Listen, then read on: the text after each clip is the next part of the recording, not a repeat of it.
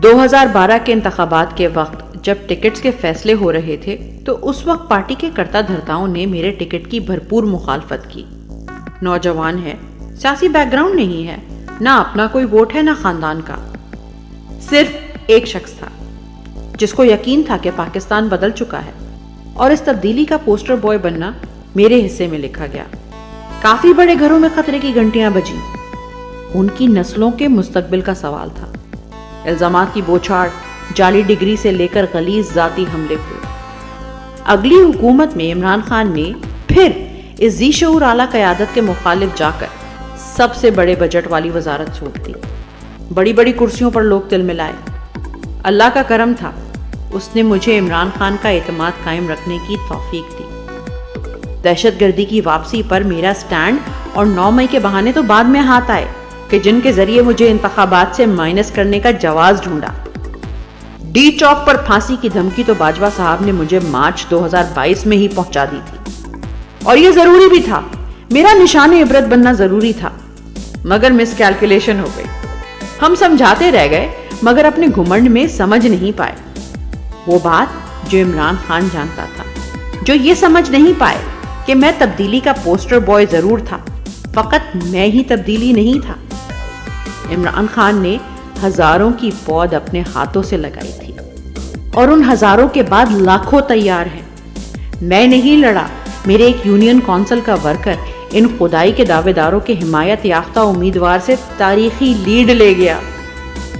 جن خاندانوں کو اتنے سال گھاک سیاستدان نہیں ہرا سکے، آج اس بلور خاندان سے جیت کر یوتھ ونگ کا صدر مینا خان آفریدی حلف لے رہا ہے۔ جس فاٹا کی نشستوں پر ایک خاندان سے دوسرے خاندان کی باریاں لگتی تھیں، اس کی نمائندگی میرے بازو سہیل آفریدی کے پاس ہے۔ وہ جس کو پختونخوا میں عمران خان کی سیاست کو دفن کرنے کا دعویٰ تھا، اس کی رعونت پر آج آخری فاتحہ پڑھنے والا شاہ احد میرے ISF کا نوجوان ہے۔ پختونخوا میں مسلم لیگ کے آخری قلعہ ہزارہ پر یوتھ ونگ کے اکرام خان غازی نے انصاف کا پرچم لہرایا۔ شیر علی آفریدی، شاہد خٹک، اب کتنوں پر کانٹا لگانا ہے۔ مجھے انتخابات سے باہر کر دیا اور میدان سے بھی ہٹنے پر مجبور کر دیا، لیکن شور کم ہوا کیا؟ مجھ سے اونچا بول رہا ہے صدام ترین۔ پارلیمان میں جگہ بناتے تو شاید اسے سال لگ جاتے، مگر اس کا حق چھین کر آپ نے اس کی آواز دنوں میں گھر گھر پہنچا دی۔ قاسم خان سوری نہیں ہے تو سالار کاکڑ ہے۔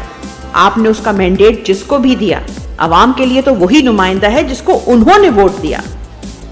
عالمگیر محسود اور ارسلان گھمن کو قیادت سے دور رکھا تھا، اپنے ہاتھوں ان کا راستہ صاف کر دیا۔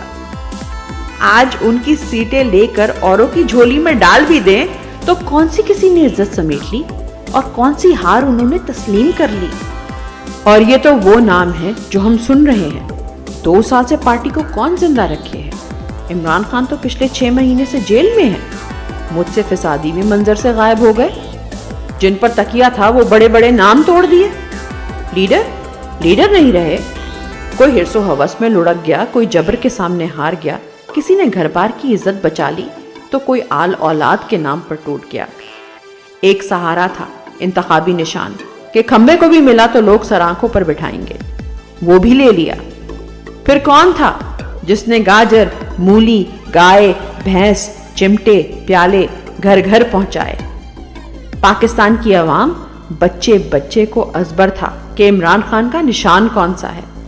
فقط جوان نہیں، 8-10 سال کے بچوں کو بھی علم ہے کہ عمران خان کیا ہے۔ ایک مراد سعید خاموش ہوا تو اتنی زبانیں کھل گئیں۔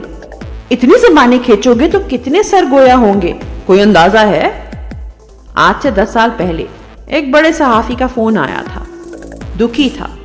ایک بہت بڑے سیاستدان نے کہا تھا، دیکھو یہ کیسے لوگوں کو لے آیا ہے عمران خان پارلیمان، اب یہ بیٹھیں گے ہمارے برابر؟ آج اور بھی تل ملا رہا ہے۔ عمران خان نے اس کے ولی عہد کی تاج پوشی کے امکانات خاک کر دیے ہیں۔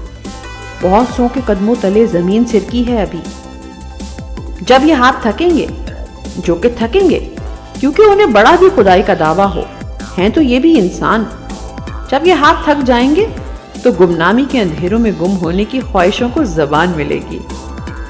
تب تک جمے رہنا ہے، منزل پر نظر رکھنی ہے، اپنا حق واپس لینا ہے۔ برابر نہیں، برتر ہو تم، مالک ہو تم۔